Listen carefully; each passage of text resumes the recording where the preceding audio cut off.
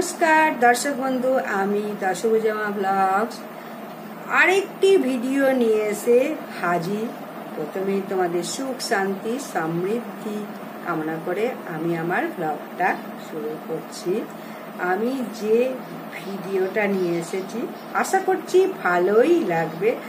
যারা জানো তারা তো ভালো কথা, যারা জানো না তাদের জন্য আমি এই ভিডিওটা বলবো। আজকে ভিডিওর আলস্য বিষয় হলো দুর্বা ঘাস। সর্ব দেবদেবীর পূজায় কেন দুর্বা ঘাস লাগে? হিন্দু দেবদেবীদের দুর্বা ঘাস প্রয়োজন অবশ্যই করতে হয়। কেন? পুরাণে এর একটা সুন্দর ব্যাখ্যা আছে।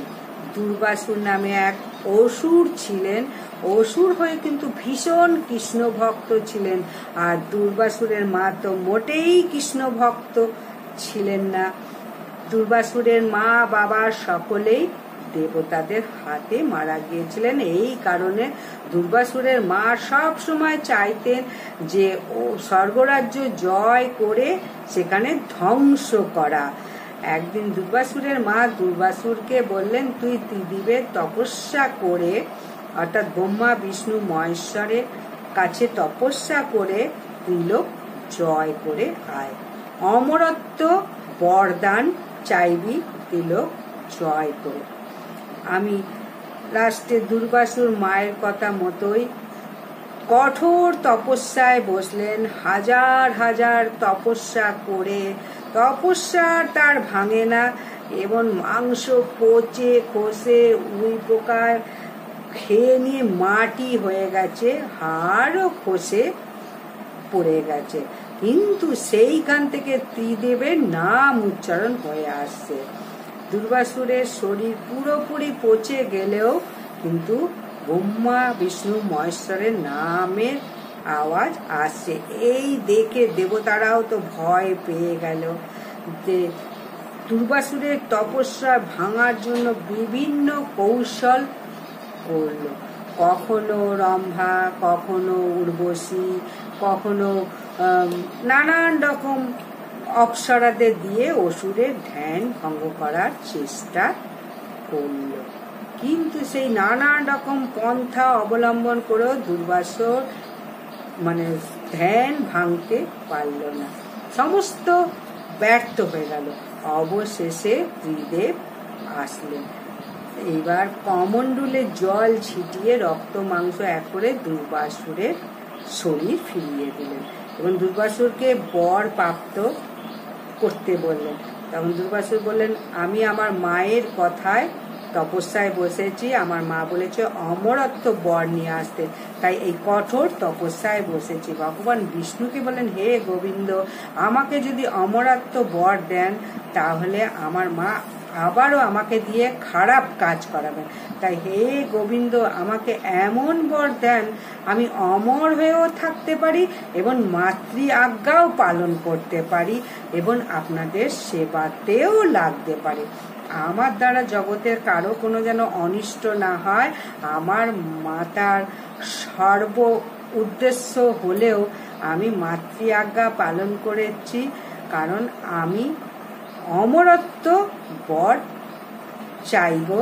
মাও বলেছিলেন বর চাইতে অমরত্ব, কিন্তু আমার এই অমরত্ব বর যেন কারোর কোনো অনিষ্ট না হয়, সবার উপকারে লাগে। দুর্বাসুরের কথায় তো ত্রিদেব খুব সন্তুষ্ট হলেন। বললেন, হে দুর্বাসুর, শুধু ত্রিদেব নয়, সকলের সমস্ত দেব দেবীর পূজায় লাগবে তুমি। তখন বলল, কিভাবে? বলে, হে দুর্বাসুর, তুমি দুর্বা ঘাসে পরিণত হবে এবং ওই অক্ষয় তৃতীয়ার দিনই বরটি প্রার্থনা করেছিলেন, আর এই অক্ষয় তৃতীয়ার দিনই অক্ষয় বর লাভ করেছিলেন। জগতে সবাই মারা যাবে, কিন্তু দুর্বাসুর তুমি কখনো মারা যাবে না, অমর হয়ে থাকবে এই পৃথিবীতে। যুগের পর যুগ কেটে যাবে, এক যুগের পর আর এক যুগ সূচনা হবে, কিন্তু এই দুর্বাসুর তুমি দুর্বা হয়েই থাকবে। আর পুজো করতে 3টি পাতা লাগে, এই 3টি পাতাতে ব্রহ্মা বিষ্ণু মহেশ্বরী আছে। আর যত শুভ কাজ হয় 3টি পাতা ছাড়া কখনো সম্পূর্ণ নয়।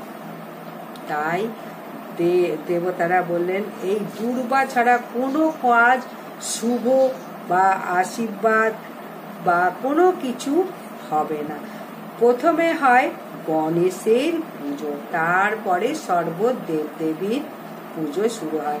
এই গণেশের পুজোয় প্রিয় পুষ্পই বলো আর প্রিয় বস্তুই বলো, এই দুর্বা ঘাস তুমি হবে গণেশের সব থেকে প্রিয়। তাই আমরা প্রত্যেকেই জানি গণেশের প্রিয় হলো দুর্বা ঘাস। দুর্বা ঘাস গণেশের পূজায় না দিলে সেই পূজা কিন্তু সম্পূর্ণ হলো না। এছাড়া আশীর্বাদ, বিবাহ, কোনো মাঙ্গলিক অনুষ্ঠান যে কোনো ধান রূপে ব্যবহার হয়। ধানেরও একটা পৌরাণিক গল্প আছে। এই ধান মানে হচ্ছে ধান আর দুর্বা দিয়ে আশীর্বাদ করা, মনে হচ্ছে দুর্বার মতো অক্ষয় হোক, এবং ধান দিয়ে আশীর্বাদ করা মানে হচ্ছে ধন দৌলতে তোমার জীবন ভরে যাক। তাহলে ধন দৌলত এবং অক্ষয় অমর হোক তোমার আয়ু, এই আশীর্বাদ করা হয় ধান দুর্ব। তাহলে আজকের মতো এখানেই শেষ করছি। দুর্বাসুরের জন্ম কিভাবে হলো এবং দুর্বা ঘাস আমাদের কি কি কাজে লাগে, এই দুর্বাসুরকে অমরত্ব বর দান কে দিয়েছিলেন, তার মায়ের কথা রেখেছিলেন ঠিকই, কিন্তু কিভাবে। তাহলে এইভাবে অক্ষয় তৃতীয়ায় সব সময় অন্যের সাধন যাতে হয়, অন্যের ভালো যাতে হয়, অন্যের সব সময় মঙ্গল যাতে হয়, সেই চেষ্টাই করা উচিত এই অক্ষয় তৃতীয়ার দিন। আজকের মতো ভিডিওটা শেষ। অবশ্যই অন্যের ভালো চেয়ে সবাইকে একটু লাইক, সাবস্ক্রাইব এবং শেয়ার করে দিও, তাহলে কিন্তু প্রত্যেকের মঙ্গল হবে। প্রত্যেকের মঙ্গল হলেই নিজেরও মঙ্গল। সব সময় অন্যের ক্ষতি চাইলে নিজের ক্ষতি, আর অন্যের ভালো চাইলে নিজের ভালো হয়। এটা কজন বোঝে? সবাই নিজের ভালোই করতে চায়, অন্যের ক্ষতি করতে চায় আজকের দুনিয়ায়। তাই অবশ্যই বলবো অক্ষয় তৃতীয়ার দিনই দুর্বাসুরের জন্ম হয়েছিল। তাই দুর্বাসুরের মতো, দুর্বা ঘাসের মতো যাতে সমস্ত কিছু জিনিস অক্ষয় এবং অমর হয়ে থাকে তোমাদের জীবনে, এটাই মাথায় রেখো এবং সেই সব কাজগুলোই করে যাও এই অক্ষয় তৃতীয়ার দিন। এই কারণেই আমি দুর্বাসুরের ঘটনাটা, পৌরাণিক ঘটনাটা আজকে আমার ভিডিওর মাধ্যমে তোমাদের তুলে ধরলাম। এই অক্ষয় তৃতীয়ার দিনই ত্রিদেব দুর্বাসুরকে বরদান দিয়েছিলেন, তুমি অক্ষয় অমর হয়ে থেকো। তাহলে অবশ্যই আবারও বলবো ভিডিওটা এখানেই শেষ করছি। ভালো লাগলে লাইক, সাবস্ক্রাইব এবং শেয়ার করে দিও।